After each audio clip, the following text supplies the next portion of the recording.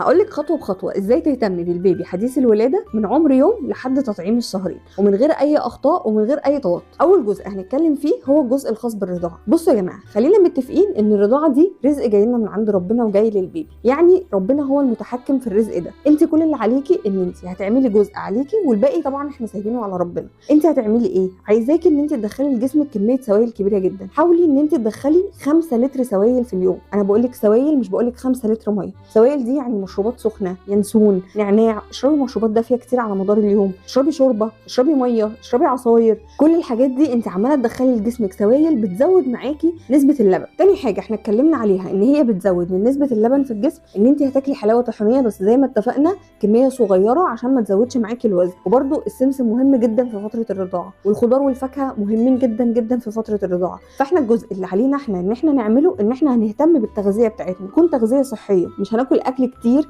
هتسمعي من كل اللي حواليكي انت بتاكلي الاثنين، كلي كتير ما تسمعيش الكلام. انت هتاكلي اكل صحي، هتحاولي ان انت تهتمي بالخضار، تهتمي بالفاكهه، تشربي سوائل كتير. الثلاث حاجات دول هيعملوا معاكي اضرار للبن، وهتلاقي ان كميه اللبن معاكي كويسه جدا وبتشبع طفل. عايزه كل ام تحاول ان هي ترضع طبيعي بقدر المستطاع. ابذلي كل ما في وسعك عشان ترضعي طبيعي. بصوا يا جماعه، طبعا الرضاعه الطبيعيه دي نعمه كبيره جدا للبيبي، نعمه كبيره جدا بجد. بصوا انتوا لو بحثتوا وقريتوا هتلاقوا ان فوائدها مش طبيعيه. مش معنى كده ان الام اللي بترضع صناعي ان ابنها مش بيستفاد، لا طبعا هو ده رزق، واحنا ما نقدرش نتكلم في اي حاجه زي دي، لان في امهات بيكون موضوع الرضاعه الصناعي ده بيكون غصب عنهم فعلا. بيكون فعلا ممكن يكون لبنها قليل، ممكن يكون لبنها مش مغذي، فالدكتور بيضطر يكتب صناعي لان وزن البيبي ما بيزيدش معاه في كل زياره. ففي امهات بيبقى فعلا غصب عنهم موضوع الصناعي ده. بس الام اللي ربنا رزقها بلبن طبيعي في صدرها ومفيش اي مشكله معاها، مش عايزاها من تشققات الحلمات تقول لا انا هبطل رضاعه، انا تعبانه، انا مش قادره. انا قلت لكم على حل الموضوع التشققات، ان احنا هنلبس واقي الحلمات الفتره بس اللي هي اول اسبوع مثلا او اول 10 ايام، لحد لما تحسي ان انت بقيتي بترضعي من غير الم، لقيتي ان انت بترضعي وما بتحسيش بوجع، مفيش دم، مفيش اي مشكله. خلاص هتبداي ان انت يبقى في كونتاكت بينك وبين البيبي ومفيش واقي حلمات فاصل بينك وبينه، انت بترضعيه عادي جدا. طيب الامهات اللي مش قادره تستحمل تشققات الحلمات، مثلا في امهات بيكون ما بتستحملش الوجع شويه او كده، ممكن تعمل ايه؟ ممكن تستخدم جهاز الشفاط. هتشفطي وهتدي للبيبي برده في الببرونه، هتحطي الكميه اللي هقول لك عليها برده دلوقتي، هتحطي الكميه اللي المفروض البيبي يرضعها وهترضعيه. المهم ان انت تحفزي الغدد اللبنيه عندك، يبقى في شفط، يبقى في سحب، عشان المخ يدي اشارات ان احنا المفروض في سحب، فاحنا المفروض نفرز. فانت ما تستسلميش بجد، الرضاعه الطبيعيه نعمه من عند ربنا، لازم ان احنا نستغلها ونحافظ عليها. وبقى تسمعي لكلام اللي هو دخلي اعشاب مع اللبن، حاولي وانت بترضعي طبيعي هنعمل له شويه كراويه، هنعمل له شويه ينسون. لا الكلام ده لا خالص. من فتره كبيره جدا والدكاتره اكتشفوا ان موضوع الاعشاب ده بيأذي معدتهم جدا. هم لسه فعلا معدتهم مش مهيئه غير لهضم اللبن، هو ربنا سيستمها على كده من وهم جوه، ربنا مهيئهم وسيستمهم ان هم هيهضموا لبن بس. فان انت تدخلي لهم حاجه غريبه على معدتهم هتتعبهم. لاحظوا ان احنا معظم جيلنا اشتكى من القولون بدري، اشتكى من وجع المعده بدري. في اخطاء امهاتنا طبعا كانوا بيعملوها، وطبعا ده عشان خاطر كل مدى العلم بيتطور وكل مدى بيكتشفوا حاجه، فاحنا ابتدينا نفهم، ابتدى يبقى في وعي. فاحنا مفيش مشكله ان احنا نتبع العلم او نتبع الوعي. مش لازم كل الحاجات اللي هي القديمه، العادات او الحاجات دي ان هي تكون صح. في منها حاجات صح وفي منها حاجات ما ينفعش ان احنا نتبعها، لان العلم اثبت لنا عكس كده. وكمان يا جماعه عايزاكم تركزوا كويس قوي في حته ان ايه، بصوا هي الواحده اول ما بتولد عاده يا بتكون عند مامتها يا مامتها بتكون عندها، يا بيجي لها ضيوف. هتلاقي ان كل ما البيبي يعيط، مجرد بس ما يبدا في العياط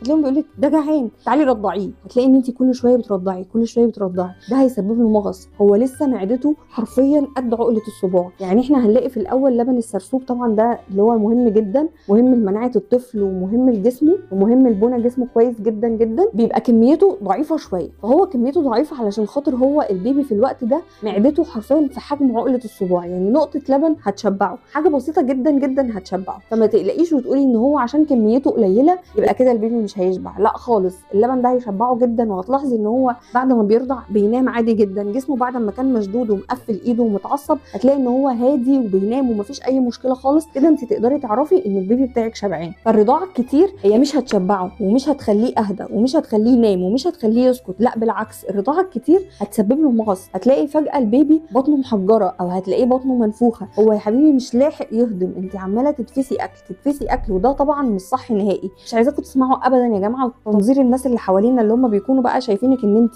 مامي اول مره، فاحنا لازم نقعد نعدل عليكي، احنا لازم نقعد ننصحك، لا، عايزاكي تبيني لهم كويس جدا ان انت فاهمه ابنك وعارفه هو بيعيط عايز ينام، ولا هو بيعيط جعان، ولا هو بيعيط عنده مغص. لو جه حد يقول لك رضعيه ده جعان، قولي لا هو مش جعان، هو لسه راضع من شويه، ميعاد رضعته لسه ما جاش، تعالي نيميه، هو مش عايز ينام، هو مش ميعاد نومه دلوقتي. عايزاكي تحسسي كل اللي حواليكي ان انت فاهمه ابنك كويس جدا، ما تسمحيش لحد ان هو ينظر عليكي، لان ده هيترتب عليه حاجات تانية بعدين. هتلاقي ان التدخل من اللي حواليكي بيزيد في كل حاجه، فده ابنك انت اللي هتبقي عارفاه، وانت اللي عارفه هو بيعيط دلوقتي عشان خاطر هو جعان، ولا هو محتاجك انت، هو بيعيط عشان حد غيرك شايله فهو متضايق، هو عايزك انت اللي تشيليه، هو محتاج يشم ريحتك انت. فدي بنسبه كبيره بيكون فعلا ده سبب العياط. لو البيبي حد تاني غيرك شايله، احيانا كتير بيكون بيعيط عشان هو عايز يشم ريحتك انت. فانا مش عايزاكي ابدا ان انت كل ما تلاقي البيبي بيعيط اقعدي ترضعي زي ما اتفقنا. طيب هو دلوقتي لسه مولود، جهازه التنفسي لسه ضعيف، الجهاز الهضمي عنده لسه بيتكون، اصلا في اجزاء فيه لسه بتبتدي تشتغل، الجهاز العصبي عنده لسه بيتكون، الاعصاب عنده لسه بتتكون، هتلاقي في شويه حاجات كده تفاصيل لسه موجوده فيه لسه بتتكون، فهتلاقي ان كل شويه حبيبي فيه عياط. طيب انت هتقدري تحددي العياط ده سببه ايه؟ عياط عايز ينام فعايزك انت تشيليه وتطبطبي عليه عشان يحس بامان وينام، او ممكن يكون جعان فعلا، لان في اوقات البيبيهات ممكن تعيط عياط جوع، فانت هتبداي واحده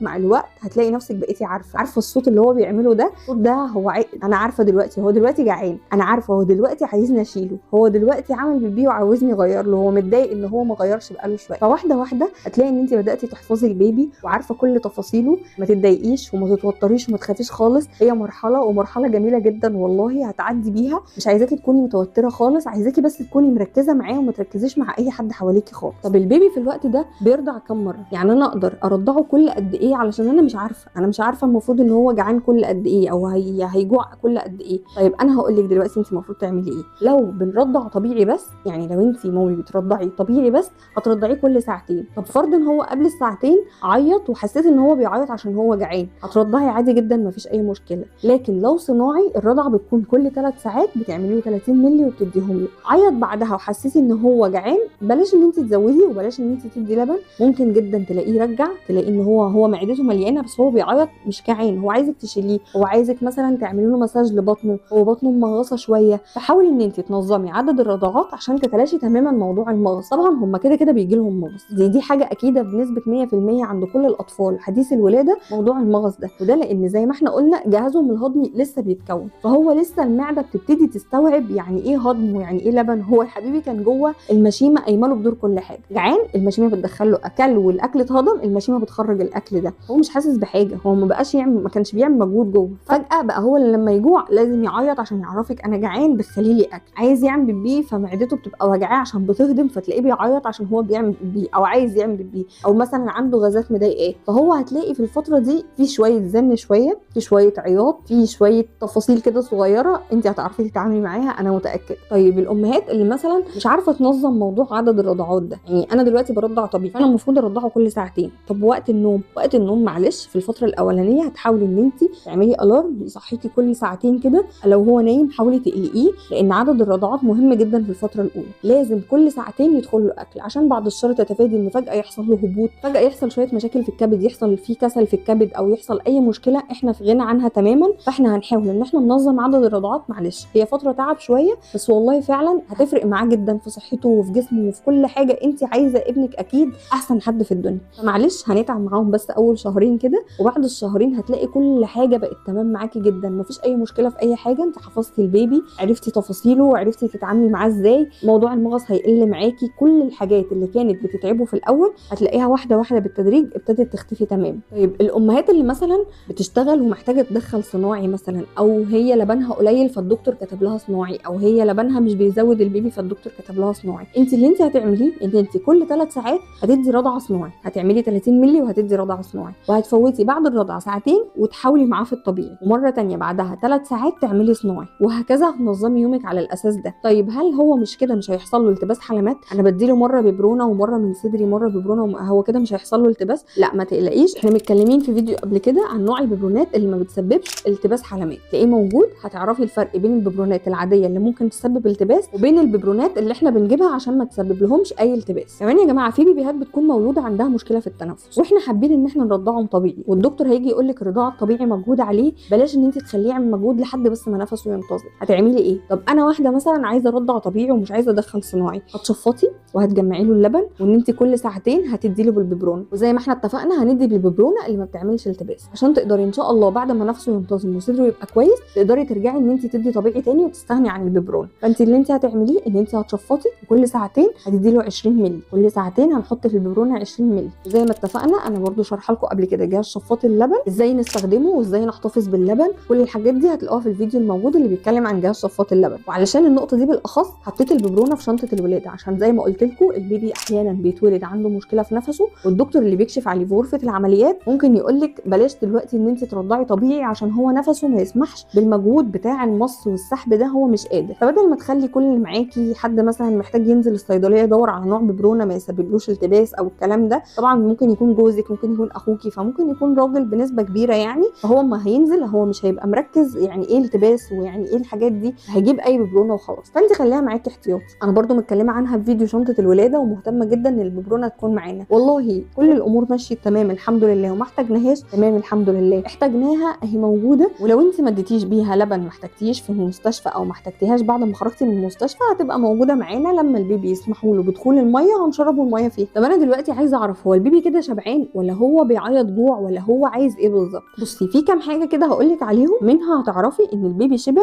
وان انت كده مش محتاجه ان انت تزودي له كميه اللبن او تزودي عدد الرضعات. هتلاقيه ان هو وقت ما بيعيط بيقفل ايده جامد، عمال يتشنج وعمال يتعصب، هو كده جعان جدا. تلاقي وانت بترضعيه كف ايده بيفتح واحده واحده، اعصابه بتسيب، معنى كده ان هو شبع. لحد ما بيوصل لمرحله ان هو نام، انت كده هتتاكدي مليون في الميه ان هو كده الحمد لله شبعان وما عندوش اي مشكله. طب وامتى العياط ده بيكون مغص مش بيكون جوع؟ المغص هتلاقيه ان هو بيقرب رجله جامد قوي على صدره، هتلاقيه ان هو عمال يرفص برجله جامد، عمال يرفص برجله، كل ما بيرفص برجله وبيقرب رجله على صدره معنى كده ان بطنه وجعاه. طب اول ما هلاقي كده هل هدي دواء؟ لا، حاولي الاول معاه بتمارين البطن، ان انت هتقربي رجله على بطنه، هتجيبيها يمين وشمال شويه كده وان انت تقربيها على بطنه، هتلاقي اولا بتساعديه ان الغازات تخرج، ودي احيانا طبعا بتكون سبب كبير قوي في عياطه وبتخلي ان هو بطنه وجعاه، فهتلاقي ان هو بيعيط وبيعيط عياط جامد. فانت بالتمارين دي هتقدري ان انت تساعديه ان انت تخرجي له الغازات. او لو يا حبيبي مش عارف يعمل حمام، ممكن جدا تلاقيه عمل حمام اثناء وانت بتعملي له التمارين. فاحنا بنحاول ان احنا نلجا للادويه دي اخر حل خالص، يعني لو لقينا ان هو بيعيط عياط المغص هنبدا بالتمارين الاول،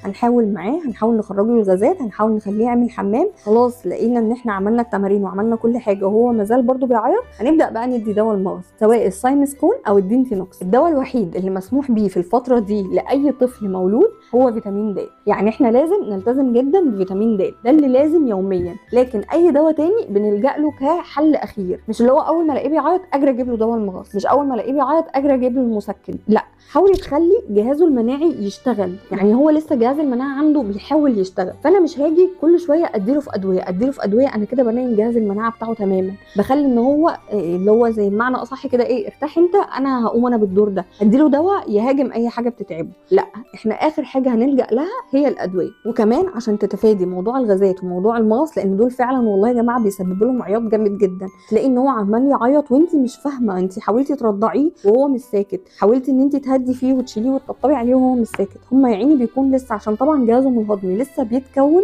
هتلاقي ان هو موضوع الهضم ده صعب معاهم شويه. فانت اللي بتساعديه هتعملي ايه؟ بعد ما ترضعي هتشيليه على كتفك وتطبطبي عليه لحد ما تحسي ان هو اتكرع، مش شرط يطلع صوت، هو انت هتحسي من صوت نفسه وهتلاقي ان الموضوع معاه بقى اهدى. المهم ان انت ما تمليش، ولازم بعد كل رضعه لازم تكرعيه لحد برده شهرين او 3 شهور، هتلاقي ان انت الموضوع ده ما بقيتيش محتاجه ان انت تعمليه. بس المهم ان انت تطولي يعني لقيتيه ان هو مطول ما تكرعش على طول، مش دقيقتين او 3 دقايق وكرع، كملي. ما تحطيهوش على السرير او ما تسيبيهوش من على كتفك غير لما تكوني اتاكدتي ان هو اتكرع، غير كده هتلاقي ان اللبن كون له غازات في بطنه مسببه له مغص ومخليه عمال يعيط. واهم حاجه دي نقطه مهمه جدا لازم تخلوا بالكم منها، دلوقتي انت رضعتي وخلاص كمان وقفتيه على كتفك وكرعتيه وكل حاجه تمام، هتيجي تنيميه، هتنيميه ازاي؟ لازم تنيميه على جنب، حطي مخده كده ورا ظهره واسنديه ونيميه على جنبه، بس على الاقل حتى 5 دقائق بعد الرضعه، لان هو وارد جدا بعد الشر ان هو يشرق. ممكن انت تكوني نيمتيه عشان تقومي تعملي حاجه وراكي، حطيتيه على السرير وسبتيه ومشيتي وهو شرق، طبعا هو يا حبيبي في الوقت ده مش هيبقى قادر ان هو لما يشرق يلحق نفسه، ممكن بعد الشر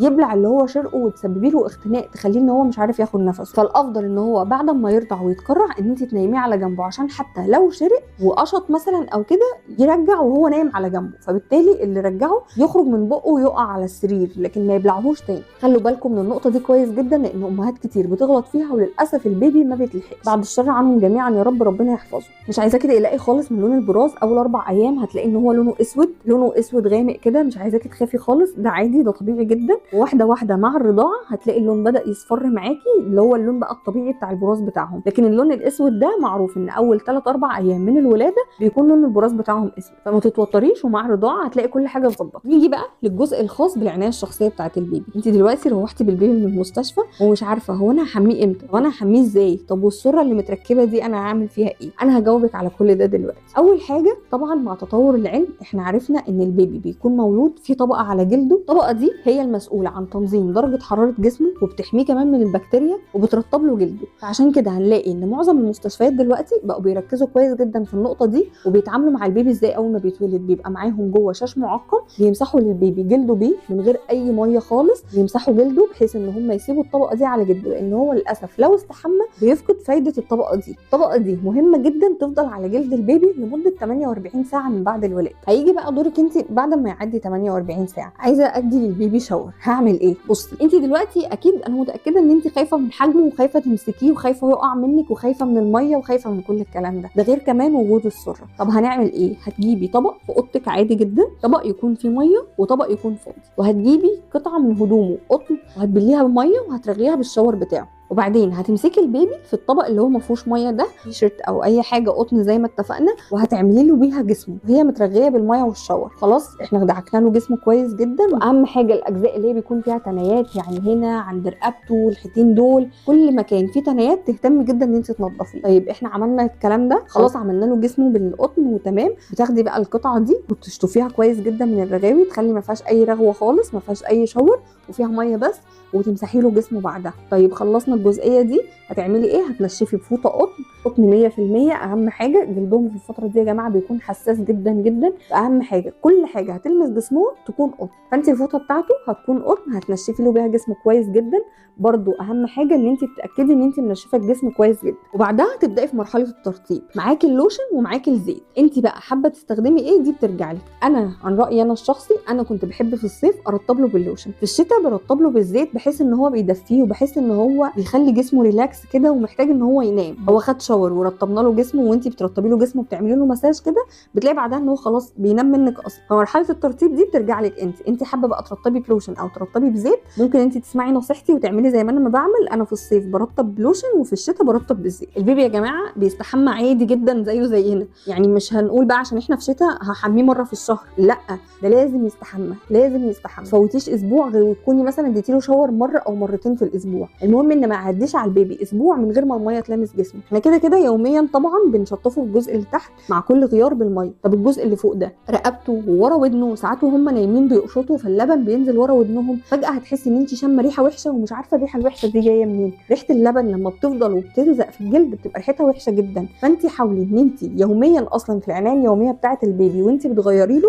تغسلي له وشه، تغسلي ورا ودنه، تدخلي ميه عند رقبته هنا، كل الكلام ده هتلاقي مع الوقت ما شاء الله جلده كويس جدا، ما حصلش اي التهابات، ما حصلش اي فطريات. هتلاقي ان الميه هي الحاجه الوحيده اللي بتحافظ على جلد البيبي. فاوعي تسمعي ابدا لموضوع البيبي ما يستحماش، ده هيبرد منك، ده هيعيا منك. طول ما انت محافظه على درجه حراره المكان اللي هو بياخد دش فيه هو مش هيعيا منك. وطول ما انت بتعوديه ان هو بيتعود على الميه كل يوم، وان هو بياخد شاور مثلا مرتين في الاسبوع، وان هو بيغسل وشه كل يوم، وان هو بيغسل جسمه كل يوم، الجزء اللي هو الخاص بالحفاض ده بيخش بيه تحت الميه كل يوم، تلاقي ان هو مناعته ما شاء الله بقت كويسه جدا، وان هو ما عندوش اي مشكله مع الميه، مش هيعيا منك. دفي الاوضه كويس وحميه في الاوضه، او دفي الحمام كويس وحميه في الحمام وخرجيه من الحمام لابس. المهم ان انت ما يعديش اسبوع من غير ما تكوني حميتي البيبي وتاكدتي ان كل مكان فيه تنايات دخله ميه كويس ونشفناه كويس ومفيش اي عرق فيه. مكان ما البيبي بيعرق بتحسي ان هو فيه زي جلد بايش كده، الحاجات دي لازم تتاكدي ان هي مش موجوده عشان بعد الشر ما تسببلوش اي حساسيه او اي التهابات. والسره طبعا احنا اتكلمنا عنها في فيديو لوحدها، بس انا هكلمكم عنها سريعا كده. احنا مع كل غيار هنرش كحول على السره، هنرفع مشبك السره السره ونرش من تحت، وننزل المشبك ونرش من فوق، وننشف حوالين السره كويس جدا عشان الكحول هيسبب جفاف للجلد، فما نخليش ان في كحول موجود على الجلد. خلاص مجرد ما السره وقعت، هي السره بتقع من بعد اسبوع،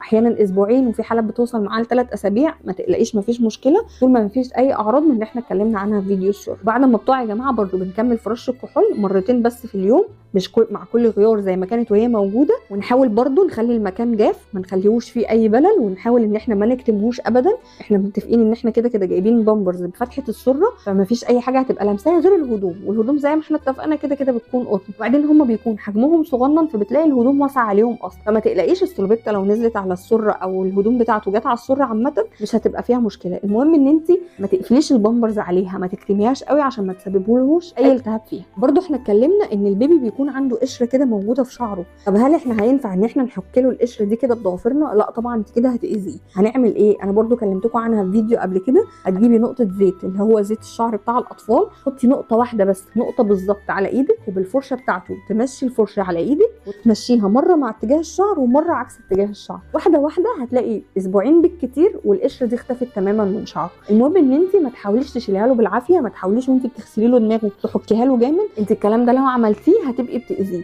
فاحنا هنعمل زي ما احنا اتفقنا، بالفرشه وبالراحه جدا. اتعاملي مع البيبي بالراحه قوي، هو في الفتره دي حساس جدا، جلده حساس، فروه راسه حساسه، فاحنا هنتعامل معاه واحنا مخلين بالنا جدا. وضوافرهم يا جماعه هم اسهل حاجه عليهم يعملوها. اول ما يعيطوا ويتعصبوا تلاقيه راح جايب وشه بضوافره. هو ما شاء الله بيكونوا مولودين، طبعا احنا طول الحمل من اول الشهر الرابع ولحد الشهر التاسع احنا بناخد في كالسيوم، ومهتمه بالبيض ومهتمه باللبن، فهو كمان ساحب الكالسيوم كله من جسمك، فبتلاقيه مولود ضوافره طويله. فانت حاولي ان انت ما تسيبيش موضوع ضوافره ده. لو انت خايفه من القصافه، الطقم بتاع القصافه بيكون فيه معاه مبرد، تقدري ان انت تعملي له ضوافره بيه في الاول. ده لو انت خايفه من القصافه، ويفضل طبعا ان انت تستخدمي له القصافه احسن. المهم ان انت ما تسيبهالوش، لان هو في الوقت ده اول ما بيتعصب بيروح مخربش وشه. نيجي نتكلم عن بند الصفرة. بنلاحظ ان تقريبا 90% من الاطفال بيجي لهم موضوع الصفرة ده، بيجي لهم بعد 3 ايام من الولاده. تبتدي تلاحظي ان هو عينيه حوالينها كده بقى لونه اصفر، وشه ابتدى يصفر، تبتدي تلاحظي علامات كده ان هو بقى بينام كتير. كل دي علامات الصفرة. وبيأكدوا لك كمان لما بتروحي التطعيم بتاع بعد 72 ساعه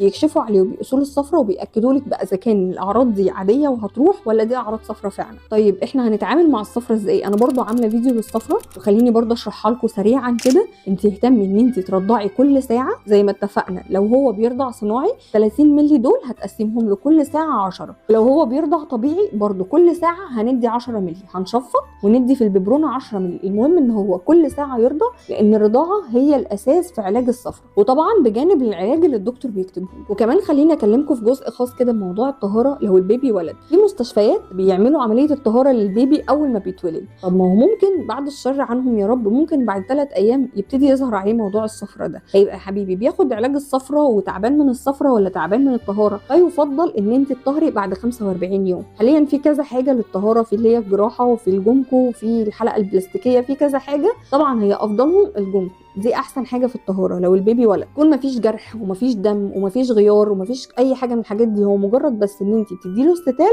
وبتدهني له الكريم المضاد الحيوي، و3 4 ايام وبيكون خف تماما وما عندوش اي مشكله. وفي كذا نقطه كده عايزه اكلمكم عليها، بما ان المامي بتكون اول مره بتقلق من اي حاجه. الزغطه من الحاجات الطبيعيه جدا، واللي هي ما تخليكي ما تقلقيش اصلا، عادي. هو هتلاقيه بيعملها بعد كل رضعه، انت بس زي ما اتفقنا هتشيليه على كتفك وهتطبطبي عليه وشويه وهتلاقيها راحت. بتتكرر كتير ما تقلقيش، عادي، دي برده شيء طبيعي في الاول. الخنفره هتلاقيه مش عارف ياخد نفسه كويس، بس انت برضو لو لقيتي الموضوع زاد عن حده لازم تكلمي الدكتور بتاعه وتبلغيه. بس هما بيكونوا في الاول عندهم شويه خنفره كده. وطبعا مع الزغطه والمغص برضو ده في الاول بيكون شيء طبيعي زي متلازمه معاهم كده لحد بس ما جهازهم الهضمي يشتغل بشكل كويس. وهتلاحظي ان هو بينام ضامم نفسه كده، وايه يعني رجليه متنيه. هتلاقي بقى مثلا ممكن حد يجي يقول لك هو ليه رجله عامله كده؟ ده وضع طبيعي، هو كان جوه الرحم طول الوقت رجله متنيه، فمع الوقت واحده واحده هتلاقي رجله بتبتدي تتفرد. ما تعمليش قماط وما تعمليش لف والكلام ده، سيبي رجله هي هتنتظم لوحدها مع الوقت. هو كان في وضع 9 شهور رجله مضمومه، فهو واحده واحده رجله هتبتدي تتفرد لوحدها. عادي جدا برضو ان انت تلاقيه بيتفزع من اي صوت، ملهوش علاقه طبعا بدق الهون ولا ان البيبي اصل هو ما تدقلوش الهون فعشان كده بيتخض وعشان كده بيتفزع، لا ملهاش اي علاقه. هو عادي، ده بيبي لسه جهازه العصبي لسه بيتكون، الاعصاب عنده بتكون ضعيفه جدا، فمجرد اي صوت بيسمعه